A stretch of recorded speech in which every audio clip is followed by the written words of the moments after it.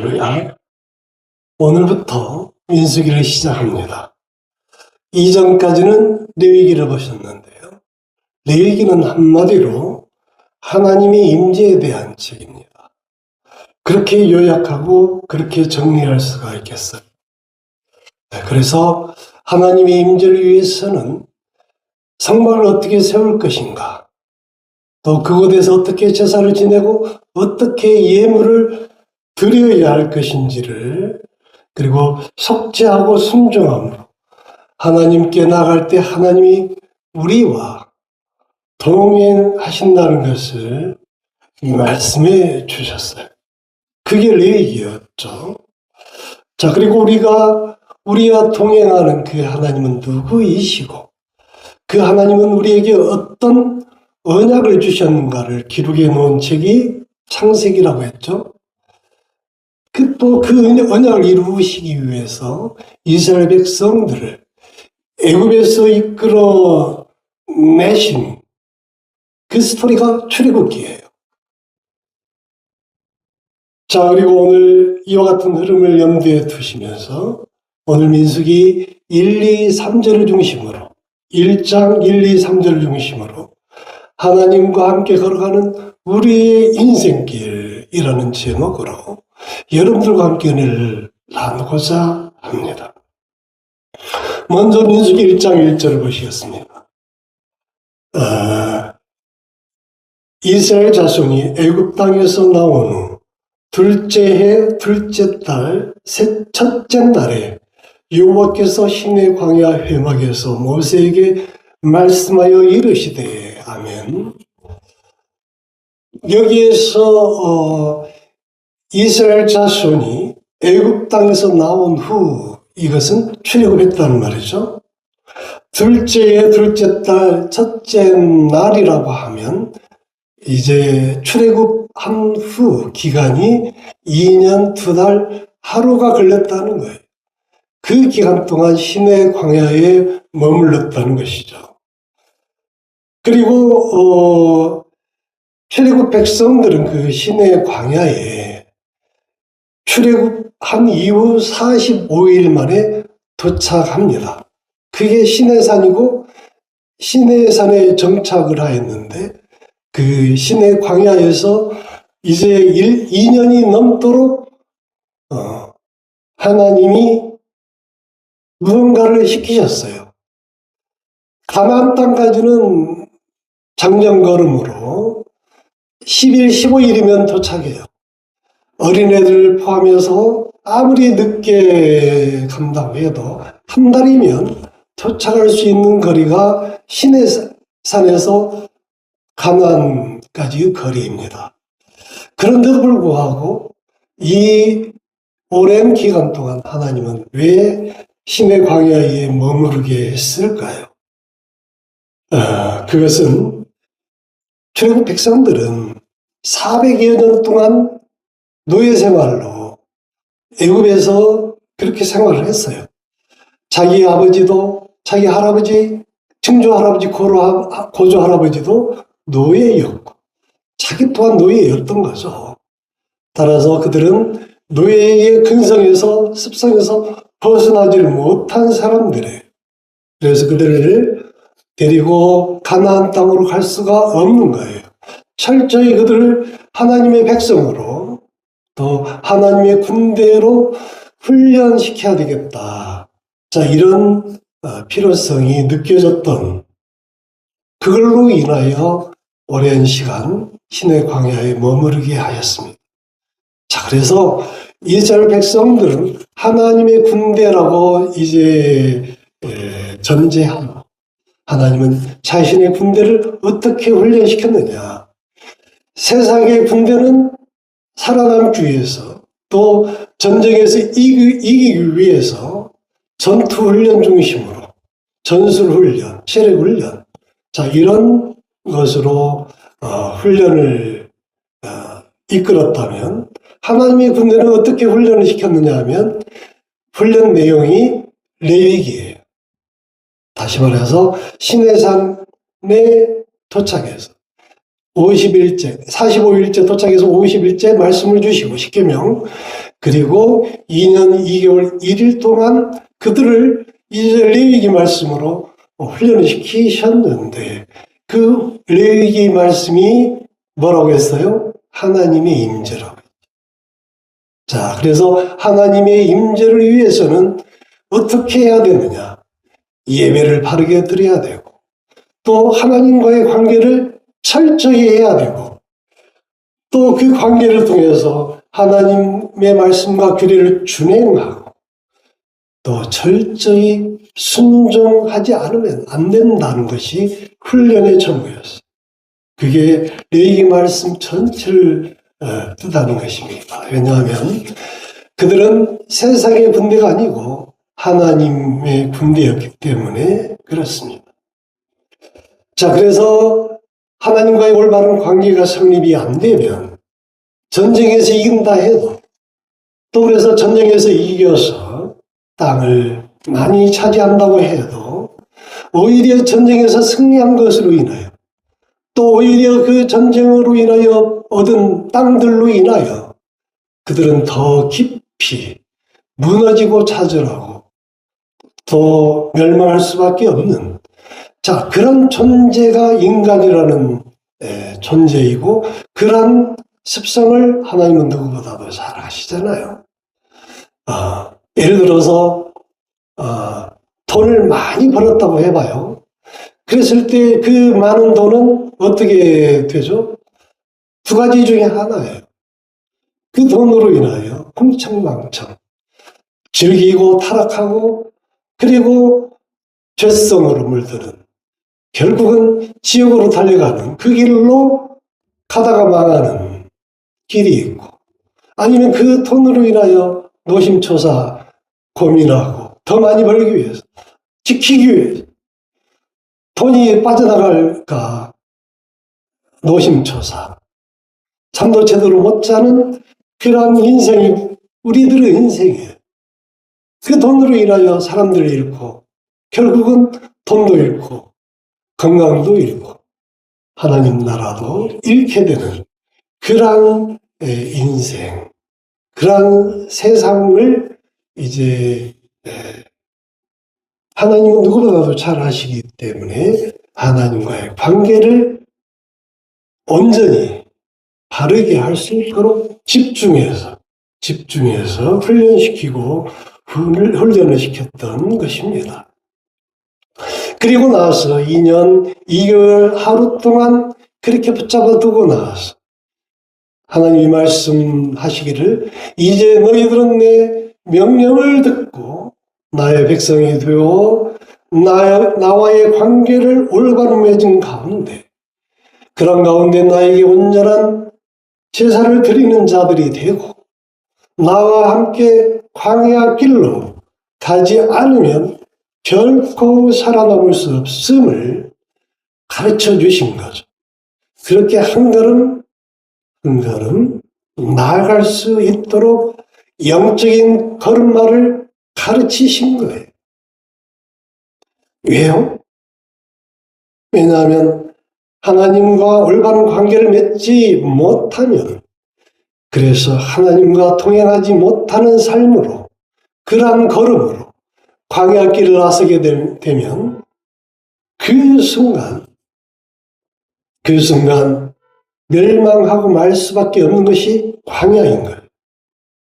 그게 광야예요. 왜냐하면 그들의 죄성이 광야에서 그들을 엄습하고 말 것이기 때문에 그래요. 광야는 많은 것이 부족하고 열악하고 그래서 낮에는 섭씨 40도 오르내리는 35도를 오르내리는 폭염이 겨울이 아니고 밤이 되면 영하 떨어지는 그런 곳이 광야이고 또 며칠을 가도 물을 구할 수 없고 양식을 구할 수 없는 그런 것이 광야예요. 사막이에요. 그런 곳에서는 하나님과의 관계가 온전히 정립이 되어 있지 않으면 오직 나는 하나님과 함께 통행한다. 이런 의식이 분명하지 않게 되면 두려움에 무너지게 되고 서로를 의심하게 되고 좌절하게 되고 서로를 공격하게 되는, 그래서 무너지고 가는 그러한 길이 광야 길인 것을 잘 아시기 때문에, 그래서 이제 시간을 두고 훈련을 시킨 것이다. 그래서 그들을 훈련시킨 하나님은 바로 우리의 하나님이시다. 여러분, 이 원리는 오늘 사는 우리 모두에게도 똑같이 적용되어지는 하나님의 법칙이신 줄 믿으시기 바랍니다. 아무리 우리가 기도에도 응답이 없고 늘 불안하고 두려운 마음이 앞선다면 여러분은 광야에 들어섰음을 아시고 흔들림 없이 이스라엘 백성들을 하나님이 레위기 말씀으로 훈련시켰던 것처럼, 또 영적인 걸음마를 시켰던 것처럼 그런 마음으로 다시금 하나님의 말씀을 준행하고 나아가는 그러한 우리 모두가 되어지시길 주님의 이름으로 축원드립니다. 본문에서와 같이 하나님이 군대로 온전히 훈련을 끝내고 광야를 향해 나아가게 될 출애굽 백성들의 그 마음으로 하나님이 나와 함께 하신다는 그 마음으로 본문 2절을 보시도록 하겠습니다. 2절, 너희는 이스라엘 자손의 모든 해 중 각 남자의 수를 그들의 종족과 조상의 가문에 따라 그 명수대로 계수할지니. 또 3절에서도 계수하는 내용이죠. 그리고 4절부터 18절까지 계속해서 계수하는 내용이 나오게 됩니다. 하나님은 이스라엘 백성들에게 진군을 앞둔 그 직전에 왜 계수를 하기에 하셨을까요? 그것은 광야는 위험한 것이에요. 그래서 생존의 문제가 중요한 것이에요. 그러다 보니 이스라엘 백성들이 살아남을 수 있도록 하기 위해서는 이제 레위기 말씀을 통해서 하나님과 동행하는, 임재하는 방법을 알려주었고, 그리고 이제 군대 조직으로 효율적으로 관리하기 위해서 조직적으로 생존할 수 있는 군대 체조로 만들기 위해서 계수하도록 하셨습니다. 그래서 1장 끝절 54절까지, 1장 1절부터 54절까지인데요. 54절까지 10일 동안 계수를 하게 합니다. 그래서 각 진영별로 군대가 조직이 되고, 그리고 규율이 완료된 가운데 그렇게 해서 이제 9장 19절까지 계속해서 각 진영 대표 우두머리를 세우게 해요. 그래서 유다 지파는 누가, 또 단지파는 누가, 레위 지파는 제외하죠. 거기는 제사장 직분 또는 그런 상막을, 회막을 지키는 일, 섬기는 일을 맡기는 지파니까요. 그리고 또 12지파들에게 그런 이제 책무를 줘요. 책무를 주게 하고, 그리고 그렇게 해서 이제 조직을 완성해 가는데 보면은 하나님의 군대라고 했잖아요. 출애굽 백성들은. 이 하나님의 군대는 이원화되어 있는 군대임을, 조직임을 알 수가 있어요. 질서와 거룩이라는 두 개의 편제로 구성되어 있다는 것을 볼 수가 있겠는데요. 그래서 민수기 1장 4절부터 9장 23절까지를 보시면 하나님은 질서를 위해서, 조금 전에 말씀드렸듯이 이스라엘 12지파를 대표할 수 있는 각 지파의 우두머리를 세우고, 다시 아론의 지파 중에서 제사장을 두어서 영적으로 이스라엘 전체를 섬기도록 하는, 거룩을 상징하는 그러한 조직으로 이원화해서 구성하였다는 것을 볼 수가 있겠는데요. 조금 관점이 다르지만 BC 760년경에는 북이스라엘에 어떤 일이 일어나서 아시리아에 의해서 이스라엘이 멸망하게 됩니다. 남유다는 2개 지파, 북이스라엘은 10지파예요. 이 10지파에 대한 기록이 아시리아에 의해서 멸망당한 이후에는 거의 사라지고 없어요. 남유다에 대한 기록은 계속해서 성경 가운데 기록이 되어 있어요. 바빌로니아에 포로로 잡혀가고 다시 돌아오고 예루살렘 성을 재건하고 성전을 중건하고 하는 그런 내용들이 진행되어지는데 북이스라엘에 대한 기록들은 다 사라지게 된다. 그런데 고고학자들이 주장하는 일부 내용에는 참 흥미로운 내용들이 있어요. 우리나라하고 관계된 내용들이 있어요. 그 10지파의 상당수는 이제 노예로 흡수되고 또 전쟁에서 죽음을 잃었겠죠. 또 일부는. 그러나 탈출해서 살아남은 상당수의 사람들은 땅끝 동쪽으로 이동했을 것이다. 이주했을 것이다. 해가 뜨는 동쪽까지 이주했을 것이다 라는 내용들이 이사야서 그리고 또 에스겔서 시편 등등에서 여러 차례 등장합니다.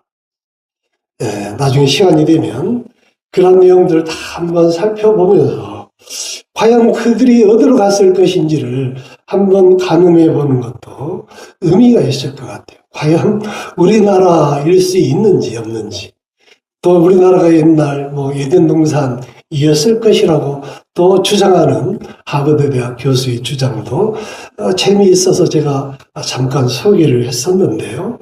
어쨌든 그렇게 해서 이제 고조선이라는 나라가 우리나라 한반도 끝 만주 지역에 세워지잖아요. 고조선의 우두머리는 단군이에요. 단군의 아버지는 누구예요? 물론 이제 설화라고 하지만 환웅이지 않습니까?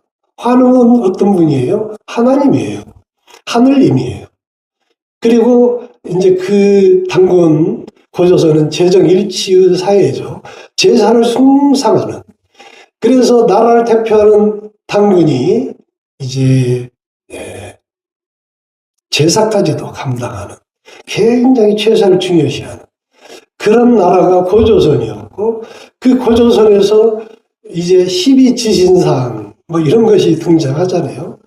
이제 우리나라 또는 그 고조선이라는 특수한 문화를 또 풍습을 이렇게 이제 받아들였겠지만 어쨌든 12지파와 관계된 12진상이 아닐까. 왜 느닷없이 여러 숫자 중에 7도 있고 10도 있고 30도 있고 100도 있는데 왜 7인가 12가 등장했는가를 우리가 추측해 보면 고고학자들이 주장하는 그런 내용들이 동쪽 끝 그리고 땅 끝 해가 뜨는 그곳까지 계속해서 이제 아시리아의 칼날을 피해서 이주했던 그 사람들의 종착지가 고조선이고 마침내 신라까지 이르는 우리 한반도였을 것이다라고 주장하는 일부의 고고학자들의 그 설을 오늘 2년 2달 하루 동안 신의 광야에서 하나님 군대로서의 훈련을 마치고 광야를 향하는 그 이스라엘 백성들의 관점에서 일단 살펴보았고 바로 이어서 본문 2절과 3절 말씀을 보시도록 하겠습니다. 어쨌든 본문 2절과 3절에서 하나님은 모세로 하여금 인구조사를 하도록 하셨는데 이 인구조사, 이 계수의 목적은 애국 노예에 불과했던 백성들을 하나님의 군대로서 재정비해서 이들이 하나님의 군대로서의 제 역할을 수행할 수 있도록 만들기 위해서였다라고 말씀드릴 수가 있습니다. 그만큼 광야길은 철저히 준비하지 않으면 위험한 곳이고, 또 가나안에 들어갔을 때 많은 전쟁이 있을 수 있기 때문에 이와 같은 전쟁을 대비해서라도 인구조사가 매우 중요한 의미를 가지고 있다라고 말씀드릴 수가 있겠습니다. 자, 여기서 계수한다는 것은 인구를 조사한다는 의미에서 우리 한글 성경은 제목을 민수기로 정했어요. 그러나 영어 성경은 숫자를 센다, 카운트한다라는 의미에서 numbers라고 정하였는데, 히브리어 성경은 달라요. 저는 히브리어 이 성경의 제목이 본 내용과 아주 깊은, 타당한 그런 제목이라고 생각을 하는데, 히브리어 성경에서는 광야에서 또는 광야 가운데서라는 뜻을 가진 베미드바르라고 정하였다는 것으로 오늘 말씀을 마치도록 합니다. 다음 시간은 계속 이어서 광야길을 나서게 된 출애굽 백성들이 그들의 길이, 그들의 인생길이 우리의 인생길과 비교해 보면 많은 것을 깨닫게 하게 되고, 그리고 많은 은혜를 받을 수 있게 되리라 생각을 하면서 오늘 말씀은 여기에서 정리를 하고, 이 시간 우리들도 오늘 지금까지 주신 말씀을 통해서 우리들도 내가 지금 가고 있는 이 길이 과연 하나님과 함께 동행하는 길인지를 살펴볼 수 있기를 바라겠습니다. 그렇지 않다면 다시금 우리의 길이 하나님과 동행하고 있는지를 내가 확신할 수 없다면 우리는 다시금 레위기 말씀으로 돌아가야 돼. 그래서 영적인 걸음마를 다시금 시작해야만 합니다. 하나님과 임재할 때까지, 임재할 수 있음을 확신할 때까지 영적인 그 걸음마는 어떤 것이냐 하면 하나님의 말씀과 규례를 준행하며 나아가는 것으로 시작해야만 하는 것입니다. 준행이란 무엇이라고 했나요? 하나님의 말씀을, 하나님의 규례를 지켜 행하기 위해서 노력하지만, 그래서 그것이 쉽게 지켜지고 쉽게 행하여진다면 얼마나 좋겠어요. 그러나 우리는 연약한 인간인지라 수도 없이 넘어질 수밖에 없고 좌절할 수도 있겠지만, 그럴지라도 실망하지 말고 좌절하지 말고 끝내 일어서서 포기하지 말고 끝내 이제 다시금 하나님의 나라를 향하여 하나님이 기뻐하시는 그 길로 달려나가는 것, 할라크하는 것, 이것이 준행이라고 했잖아요. 그리할 때 하나님은 우리에게 철따라 비를 내려주시고 풍성한 수확을 계속해서 거두게 하시고 샬롬의 축복을 받아 누리며 마침내 하나님의 임재를 체험하실 수 있도록 이끄시는 그분이 바로 우리의 주님이시고 하나님이시고 성령님이시다라고 말씀드렸습니다. 그리할 수 있는, 하나님의 임재를 확신할 수 있는, 그리할 수 있는 저와 여러분이 되어지시기를 주님의 이름으로 축복하고 복합니다. 기도하시겠습니다.